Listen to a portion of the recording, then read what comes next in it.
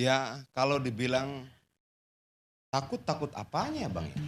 Itu tadi saya udah uraikan Iya, takutnya kenapa? apa. Karena angket itu secara konstitusi memang ada dalam konstitusi kita. Kalau kemudian melaksanakan konstitusi rakyat takut, aneh. Kalau kemudian melaksanakan konstitusi, kemudian kita harus khawatir, ditakut-takuti segala macam, justru menurut saya yang menakut-nakuti itu yang takut. Bukan, jadi takutkan itu kata mereka ya. Baru Ganjar bilang bahwa mau angket. Distrum. Distrum KPK. Ya, gimana ya? Kalau di PDI Perjuangan sampai pada komunikasi kami terakhir, kita tidak pernah mengatakan menolak hak angket, dan kemarin sudah dibuat semacam naskah akademisnya.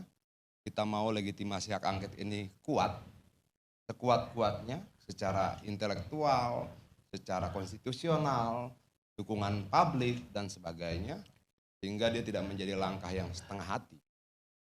Tapi kalau dibilang kita takut, tidak.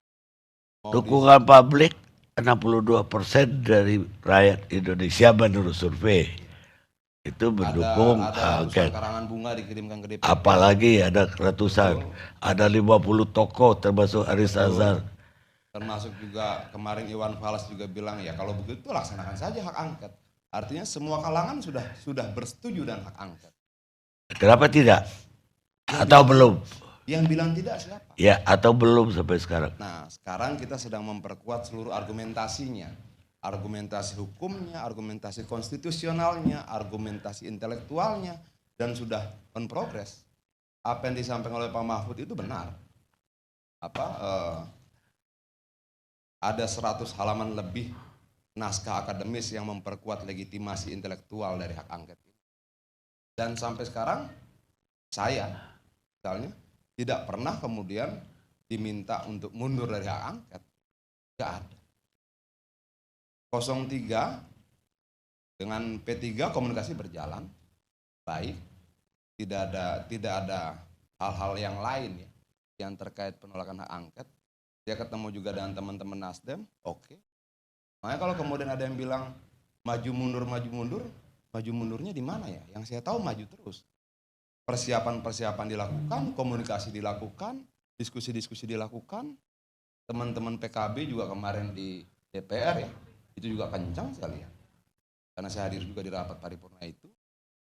Jadi langkah mundur itu tidak ada. Per hari ini tidak ada. Tidak pernah diminta ke kami, tidak pernah dibicarakan. Yang terjadi apa? Langkah maju. Diskusi-diskusi semakin maju. Penguatan bahan-bahan, penguatan dukungan semakin maju. Diskusi antar partai, bahkan sampai pertemuan antar relawan pendukung 01 dan relawan pendukung 03. Komunikasinya sudah terjalin semakin bagus. Nah, kalau dibilang kita ragu, di mana ragunya? Bahwa kemudian tidak harus hari ini kan, juga tidak harus kemarin toh. Itu loh. Sebagian memang sedang menunggu perolehan suara final dari KPU tanggal 20. Tapi kalau itu dijadikan sebagai patokan, tidak ada sedikit pun keraguan dari kami untuk kemudian tidak melakukan langkah hak angket itu. Sama sekali tidak ada. Alasan untuk itu juga ada bukti-bukti yang dikumpulkan udah cukup kuat. Kalau bukti kan lebih pada MK. Tapi kalau gini, kita harus bedakan ya langkah ke Mahkamah Konstitusi dan langkah angket. Ya. Oke. Angket ini kan lebih pada tugas parlemen. Tugas parlemen itu kan ada 3. Pertama dia membuat undang-undang, kedua dia membuat anggaran, ketiga dia mengawasi 2 produknya. Undang-undang dan anggaran. Ya. Ada tidak pengingkaran, penyelewengan, penyalahgunaan dari kedua itu? Kalau ada, dia diberikan kewenangan. Sebagai parlemen namanya hak angket. Artinya kita tidak berbicara tentang angka-angka, rekapitulasi angka-angka semata-mata, tapi ada tidak penyelewengan-penyelewengan dalam proses itu.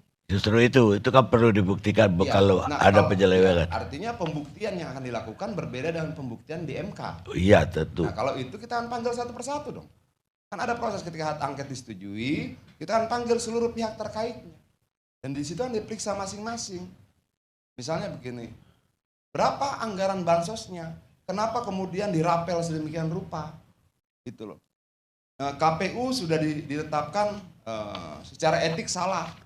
Apa langkah berikutnya? Berkali-kali loh penetapan itu oleh DKPP. Gitu loh. Ada nggak kemudian ada tidak pelibatan secara masif misalnya aparatur negara?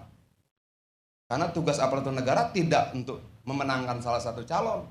Itu ada undang-undangnya, ada. Terjadi nggak pelanggaran undang-undang itu? Kan itu yang akan dibahas dalam hak angket. Jadi kalau dibilang kemudian apakah hak angket akan membahas kecurangan pemilu? Tidak. Hak angket akan membahas secara spesifik adalah terjadi tidak pelanggaran undang-undang. Penyimpangan. Undang-undang itu apa? Selain undang-undang pemilu, APBN juga dituangkan dalam undang-undang. Betul tidak bahwa kemudian APBN yang harusnya untuk mensejahterakan rakyat ini misalnya ditemukan dalam proses angket itu kemudian dipakai untuk mensejahterakan kemenangan. Kan itu harus diperiksa dalam hak angket. Kalau orang membandingkan hak angket dengan Mahkamah Konstitusi itu dua hal yang berbeda, Bang. Iya. Tidak sama. Itu loh. Ya, kalau ke Mahkamah Konstitusi kan kalau angkanya, suaranya, kalau itu dirugikan, itu ke Mahkamah Konstitusi. Iya, yang aku pikir sebenarnya begini.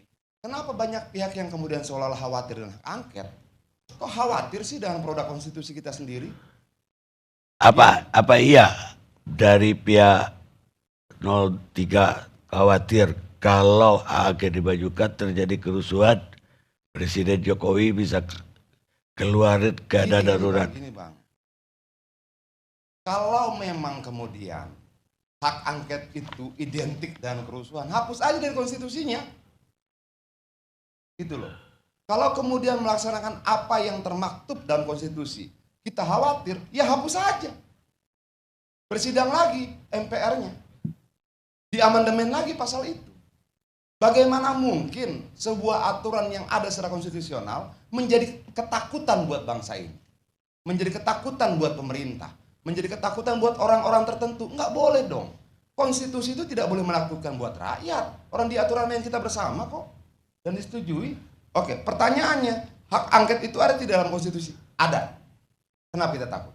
Kenapa kita takut? Kenapa kita khawatir? Kenapa kita berlebihan melihat apa yang memang diberikan kewenangannya oleh konstitusi? Nggak boleh. Nggak boleh. Harusnya kita bangga. Harusnya kita senang ketika kemudian yang dilakukan adalah langkah konstitusional. Bukan mengingkari konstitusi. Bukan memanfaatkan atau memanipulasi konstitusi. Tapi secara konstitusional kita lakukan. Misalnya, kemudian ada yang kemudian malah berpikir, ya udah konstitusinya kita gugat. Tidak. Undang-undang kita gugat, tidak. Kita laksanakan konstitusinya. Kita laksanakan undang-undangnya. Lalu apa yang dikhawatirkan? Akan ada kekacauan, akan ada kerusuhan. Dari mana? Yang mau rusuh siapa? Yang mau kacau siapa? Tidak ada. Kita mau konstitusi dijalankan dengan baik dan benar. Hak-hak itu boleh digunakan. Kalau kemudian hak itu tidak boleh digunakan, hapus dari konstitusi.